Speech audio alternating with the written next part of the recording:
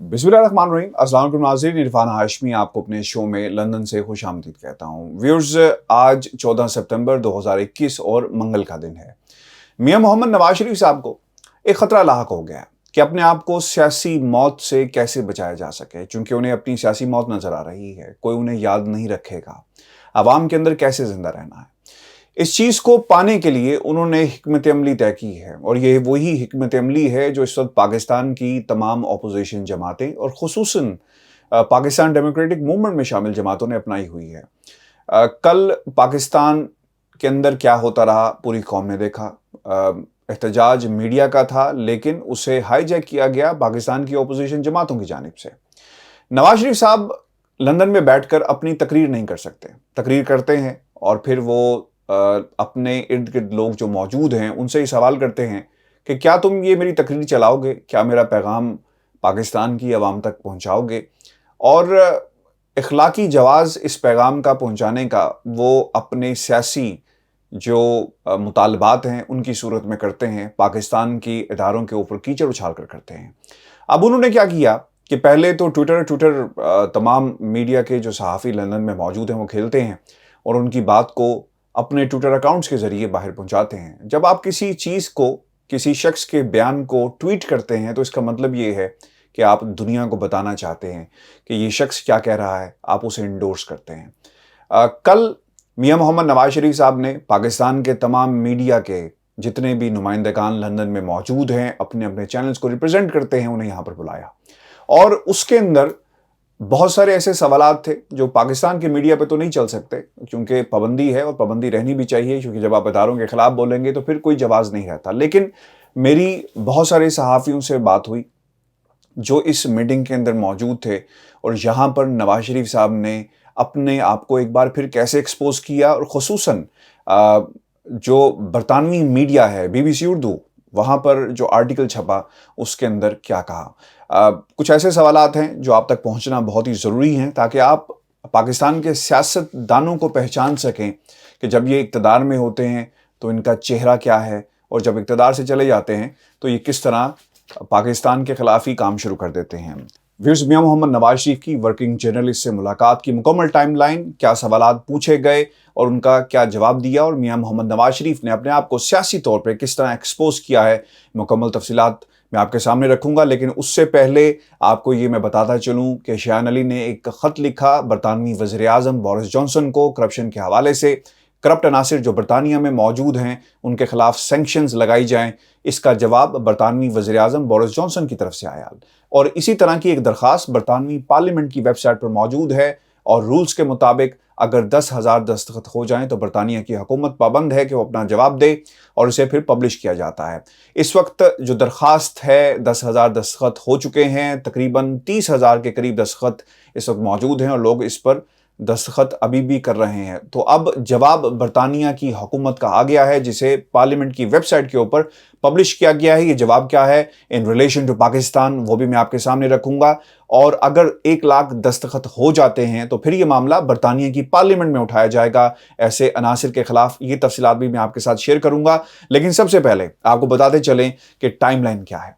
एक दोस्त बताते हैं कि जुमे के रोज़ उन्हें फ़ोन आया हसन नवाज के दफ्तर से, और उन्हें कहा गया कि मियां मोहम्मद नवाज शरीफ इस वक्त जो पाकिस्तान की सूरत हाल है अपना मौक़िफ़ देना चाहते हैं, और वो चाहते हैं कि आप उनकी दावत के ऊपर हसन नवाज के दफ्तर में आएँ, और पीर के रोज़ ये मीटिंग जो है इसका इनेकाद किया गया है।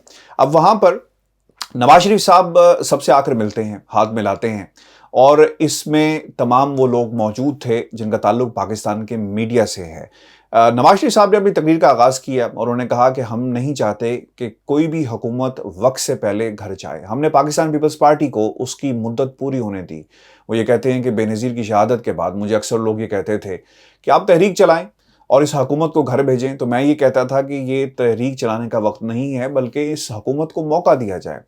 व्यूअर्स, मुझे अच्छी तरह याद है कि रायवेंड के अंदर जरदारी साहब की मुतादिद बार मुलाकात हुई, हेलीकॉप्टर उतरता था और किस तरह बुलाया जाता, और फिर क्या मरासिम थे जो म्यूज़िकल चेयर दोनों की तरफ से खेली गई। कौम इस म्यूज़िकल चेयर की कहानी को बखूबी जानती है, जिसको वो आज नाम दे रहे हैं कि जमहूरी हुकूमतों को वक्त देना चाहिए। پھر وہ یہ بھی کہتے ہیں کہ پاناما کا ڈرامہ رچایا گیا۔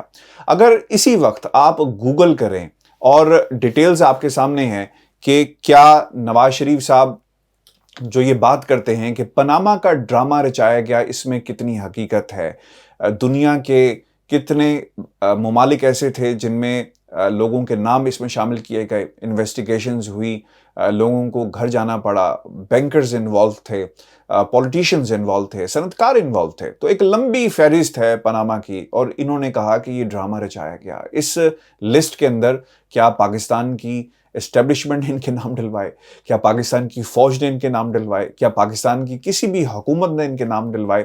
اگر ایسا ہے تو یہ بھی حقائق قوم کے ساتھ شیئر کرنے چاہیے۔ یہ پاناما کا ڈرامہ نہیں تھا بلکہ ایک حقیقت تھی جس میں صرف پاکستان نہیں شامل تھا، دنیا کے ہر ملک میں ہر اس طرح کے کردار آپ کو ملیں گے جیسے پاکستان کے سیاستدان ہیں، اور خصوصاً شریف فیملی جن کا اس میں نام موجود ہے۔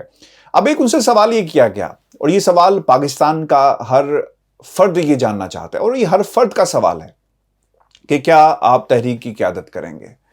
آپ پاکستان جائیں گے؟ آپ یہ جو بلند و بانگ دعوے کرتے ہیں دیار غیر میں بیٹھ کر، جو آپ کا اپنا ملک نہیں ہے اور پاکستان جانا نہیں چاہتے، تو اس پر انہوں نے کہا کہ پاکستان میرا ملک ہے اور میں جب دل چاہے گا جاؤں گا، اور میں اس سے گھبراتا نہیں ہوں۔ یہ جواب تھا۔ ویورز یاد رکھیے گا، میاں محمد نواز شریف صاحب اپنے آپ کو سیاسی طور پہ زندہ رکھ رہے ہیں، اور وہ اس وقت بولنا انہوں نے دوبارہ شروع کر دیا ہے، اور اس لیے بولنا شروع کر دیا کہ ان کی زبان بندی کروائی گئی ہے، یعنی یہ جو ان کی زبان بندی ہے، یہ کون ہے؟ مریم نواز صاحبہ، جن کی زبان بندی کروائی گئی ہے، اور انہیں کہا گیا ہے کہ آپ خاموش رہیں۔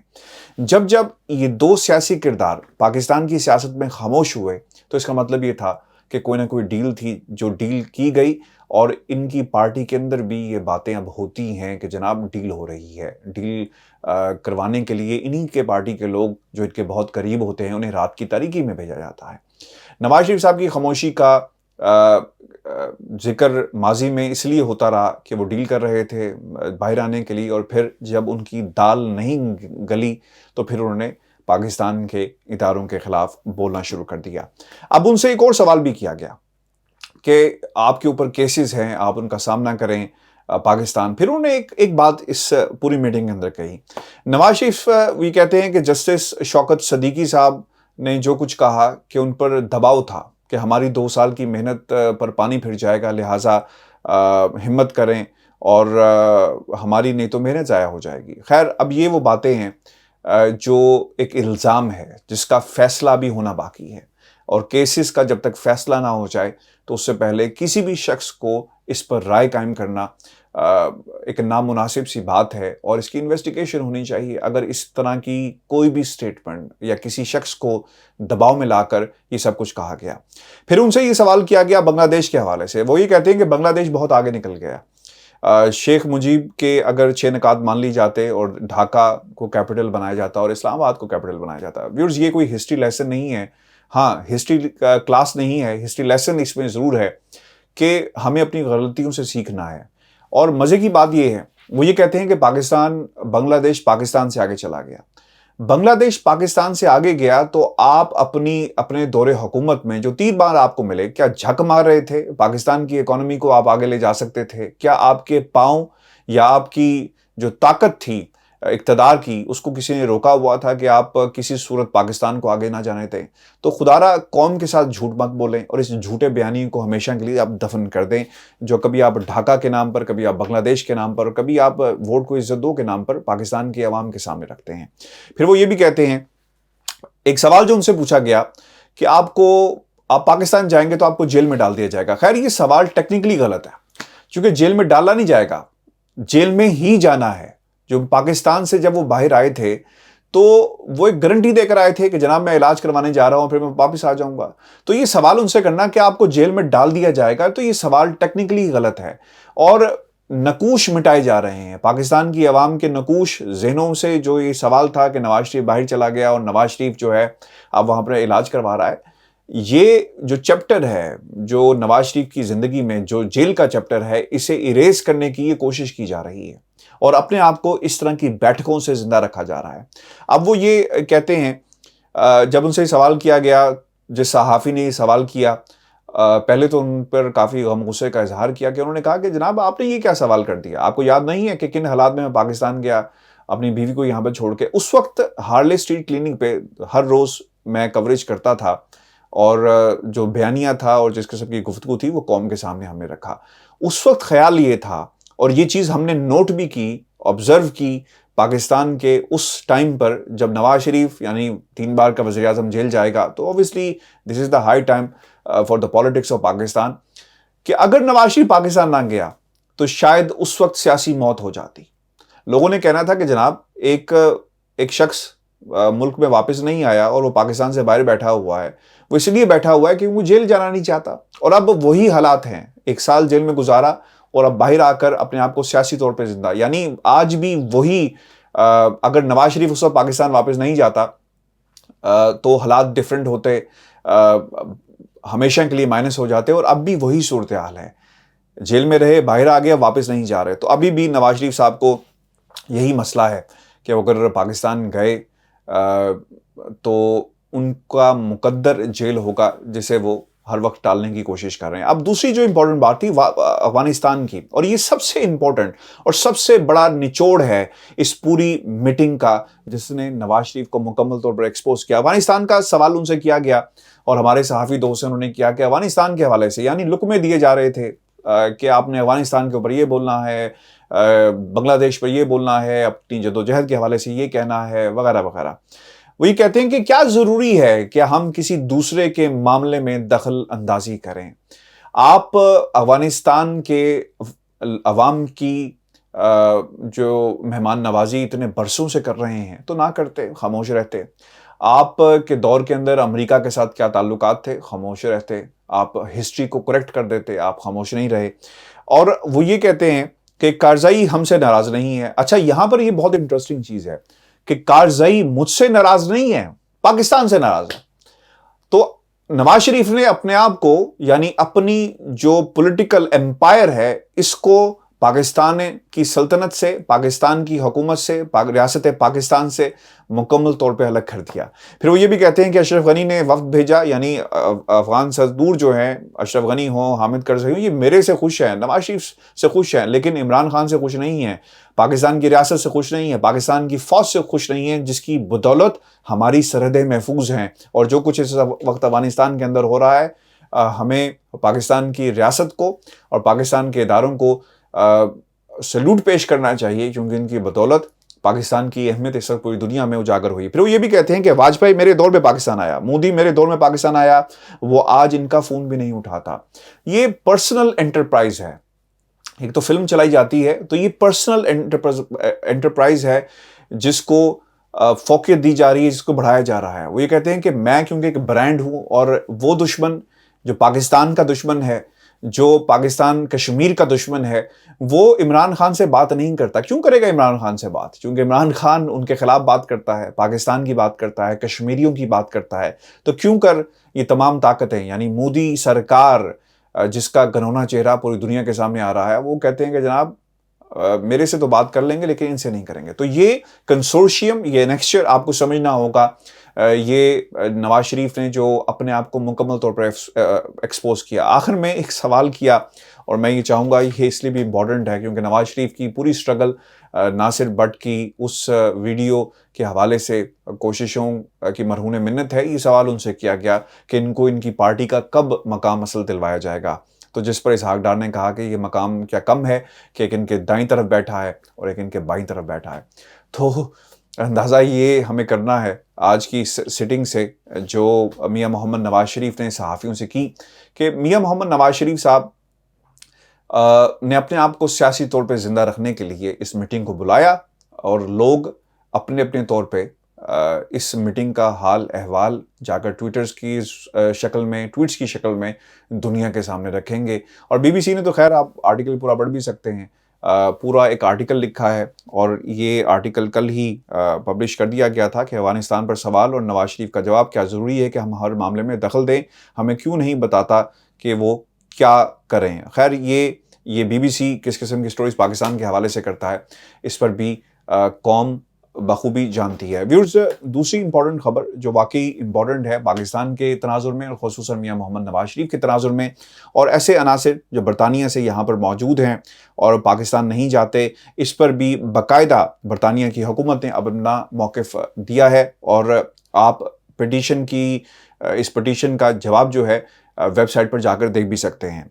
पाकिस्तान के हवाले से जो सेक्शन है मैं पढ़ देता हूँ, और बाकी जो हिस्सा है वो आप खुद जाकर पिटीशन की वेबसाइट पर देख सकते हैं। In the context of the Pakistan, the UK is acting robustly to tackle corruption and illicit finance. वो कहते हैं कि पाकिस्तान के मामले में बहुत हम तेज़ी से काम कर रहे हैं, और जहाँ तक गैर कानूनी रकम का ताल्लुक है तो इस हवाले से भी इस सद्देबाब के लिए काम हो रहा है। The British high commission in Islamabad works constructively with the government of Pakistan and relevant law enforcement agencies.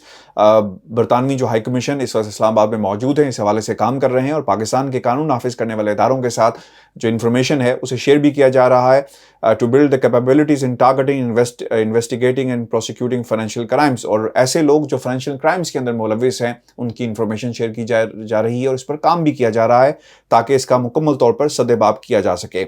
Such corporation has previously delivered the successful repatriation of multi-million pound settlement back to Pakistan. उन्होंने हवाला दिया कि इसी ताउन की बदौलत बहुत सारा पैसा पाकिस्तान के ख़जाने में वापस मुंतकिल जो है वो किया गया है। The UK is committed to Pakistan long term economic development, countering corruption and tackling illicit financing is a की part of that process. Our overall goal remains to see a stable and prosperous Pakistan in the wider region. हम चाहते हैं कि पाकिस्तान तरक्की करे और खुशहाली पाकिस्तान का मुकद्दर हो, और इसलिए इस तनाजुर में हम पाकिस्तान के साथ हर किस्म का जो है वो काम करते भी रहेंगे। शुरू में जो स्टेटमेंट लिखी थी वो भी मैं आपके सामने रख देता हूं कि on 26th of April the UK government established the global anti-corruption sanction regime which gives the UK powers to impose sanctions on those involved in serious corruption around the world। और इसका जिक्र उन्होंने किया कि पाकिस्तान के तनाजुर में जो कुछ कहा वो मैंने आपके सामने रख दिया, लेकिन जो इंपॉर्टेंट चीज़ है करप्शन के हवाले से 26 अप्रैल का हवाला दिया गया है कि एक सैंक्शंस लगाई जा सकती हैं ऐसे अफराद के ख़िलाफ़, ऐसे ममालिक के ख़िलाफ़ जहां से लोग भाग कर बरतानिया आ जाते हैं। इनका पैसा भी जब्त हो सकता है, इनकी जायदादें भी जब्त हो सकती हैं, और इनके बैंक अकाउंट्स के ऊपर भी ताला जो है वो लगाया जा सकता है। I think this is what शान अली हैज़ डन, और बारिश का पहला कतरा साबित हुआ है, और इसका हिस्सा बने। अगर आप ये समझते हैं कि ये पैसा पाकिस्तान का पैसा है, इस पिटीशन के ऊपर ज़्यादा से ज़्यादा दस्तखत करें और इस आवाज़ का हिस्सा बनें। व्यूअर्स, 1 लाख दस्तखत की ज़रूरत है। मैं आज फिर डिस्क्रिप्शन में इसका लिंक ज़रूर डालूंगा बड़ी तेज़ी के साथ। कल से इस पर दस्तखत हो रहे हैं, और अगर आप ये चाहते हैं कि बरतानिया की हुकूमत पार्लियामेंट में इस पर बहस करे तो ज़रूर इस पर दस्तखत करें। अपने कमेंट्स भेजिएगा और चैनल को ज़रूर सब्सक्राइब करें। और एक बात जाते जाते मैं आपके साथ शेयर कर लूँ कि आपके कमेंट्स, तमाम कमेंट्स मैं पढ़ता हूँ, और जहाँ पर ज़रूरत महसूस होती है मैं ज़रूर उसका जवाब देता हूँ। और ऐसा नहीं है कि आपके कमेंट्स अनअटेंडेड चले जाते हैं और उन्हें कोई नोटिस नहीं करता। अपना ख्याल रखिएगा, इजाज़त दीजिए, अल्लाह ने के बाद।